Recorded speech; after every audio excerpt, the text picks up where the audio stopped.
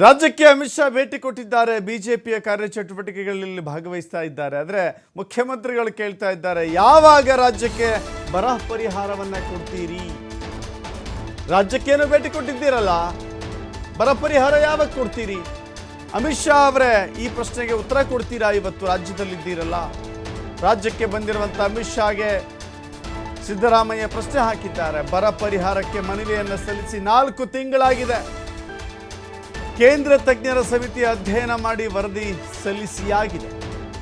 ತಜ್ಞರ ವರದಿಯನ್ನು ಪರಿಶೀಲಿಸಿ ಪರಿಹಾರಕ್ಕೆ ಅನುಮೋದನೆ ಕೊಡಬೇಕಲ್ಲ, ಯಾವಾಗ?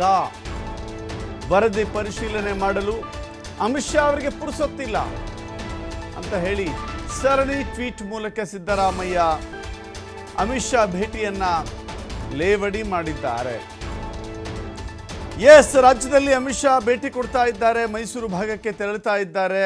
ಚುನಾವಣೆಯ ಸಿದ್ಧತೆಯ ವಿಚಾರದಲ್ಲಿ ತೊಡಗಿಕೊಳ್ತಾ ಇದ್ದಾರೆ. ಚುನಾವಣೆಯ ಸಿದ್ಧತೆಯಲ್ಲಿ ತೊಡಗಿಕೊಳ್ಳುತ್ತಿರುವ ಅಮಿತ್ ಶಾ ಅವರಿಗೆ ರಾಜ್ಯದ ಮುಖ್ಯಮಂತ್ರಿ ಸಿದ್ದರಾಮಯ್ಯ ಕೆಲವಷ್ಟು ಪ್ರಶ್ನೆಗಳನ್ನು ಮುಂದಿಟ್ಟಿದ್ದಾರೆ. ಯಾವಾಗ ಕೊಡ್ತೀರಿ ಬರ ಪರಿಹಾರ?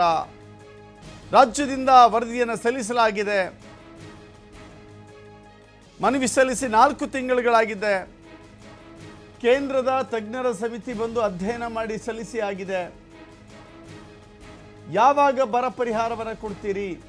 ನಿಯಮಗಳ ಪ್ರಕಾರ ಕೇಳಲು ಗೃಹ ಸಚಿವರ